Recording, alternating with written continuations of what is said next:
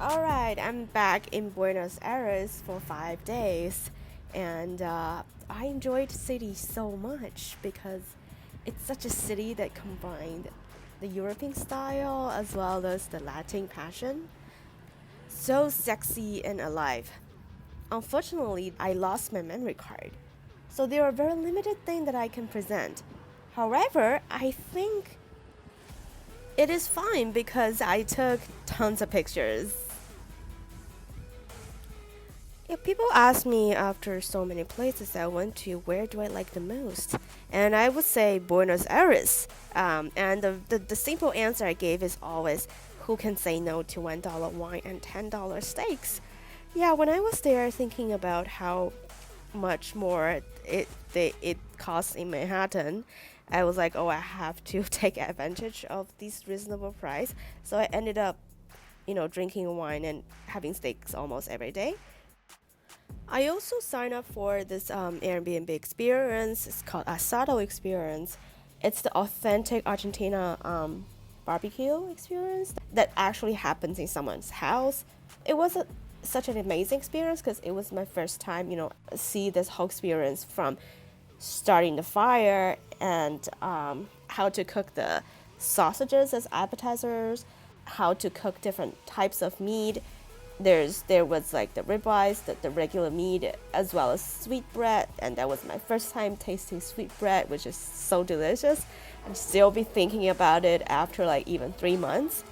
And then we had red wine, white wine throughout the experience, and towards the end, I was given a really delicious ice cream, which was like the caramel flavor, but the Argentina caramel flavor. And the chef is so good at explaining everything in details and making sure I'm being taken care of. It was such an amazing experience. Now switch gear to tango. It's impossible to not mention tango when you talk about Buenos Aires or Argentina. Everywhere I go, I can see people dancing tango. And so I signed up for an Airbnb experience for a tango class. Before I went, I was scared because tango seems complicated, and I went by myself. I don't have a partner to dance with me. However, the teacher kept saying it is very easy to dance tango. And then he invited a girl with no experience to dance with him. Their arms are holding together, and he was using the breath to lead the girl, first moving her body in different directions and then moving the legs with him. And she was able to finish some movements with him, and it all seemed very smooth.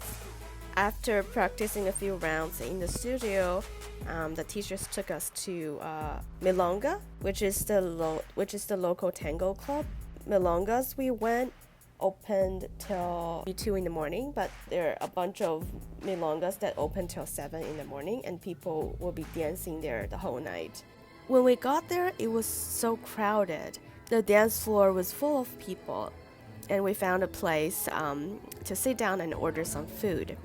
The teacher was explaining the rule to us. They play 3 tango songs in a row, and you dance with one partner, and then they will play something pop filling, and this is the time where you can relax, talk, and then maybe switch partners a bit. And the way to pick a new partner is using eye contact.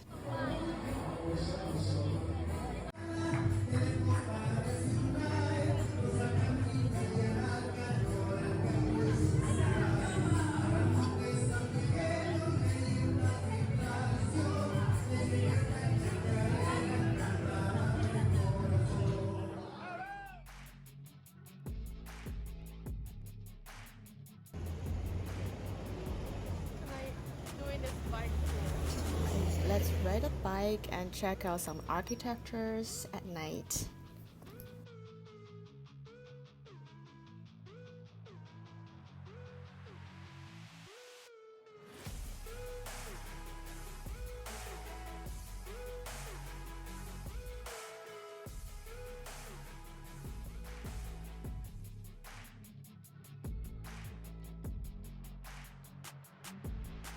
I really fell in love with the architecture in Buenos Aires. So the next day, I also went to the world's most beautiful bookstore, El Ateneo Grand Splendid. It was an actual theater, therefore the beautiful details and the ceiling.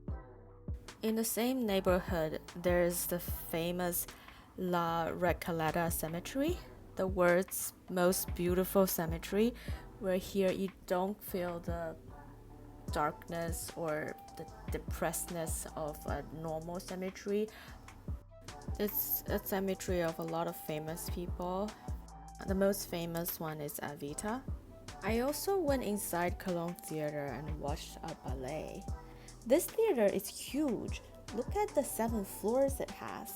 And look at the beautiful ceiling. Wow.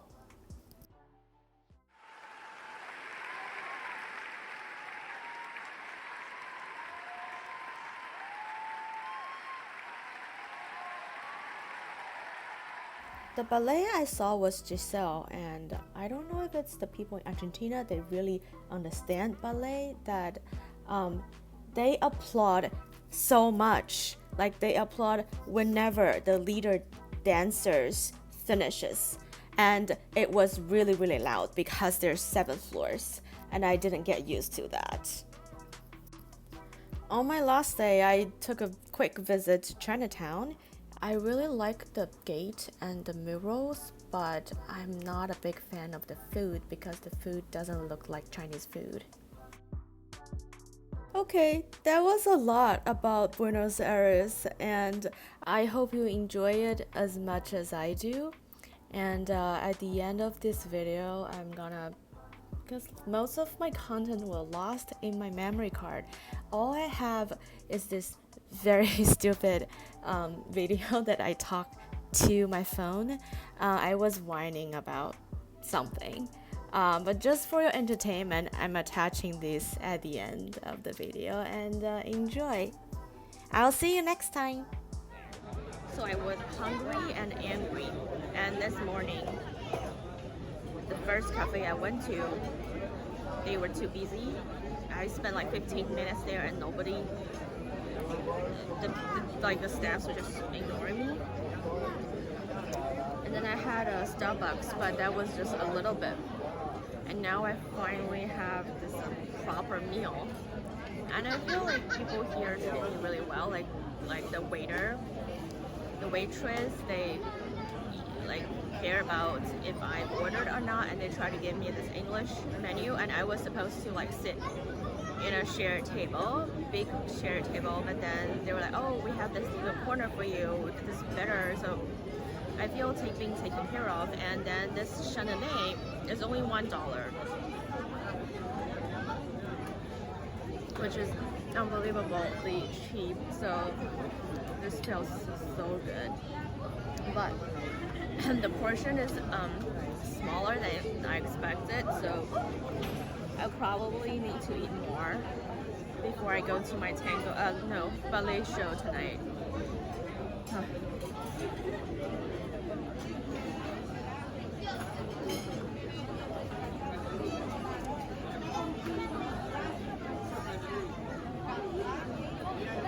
I hate being hungry.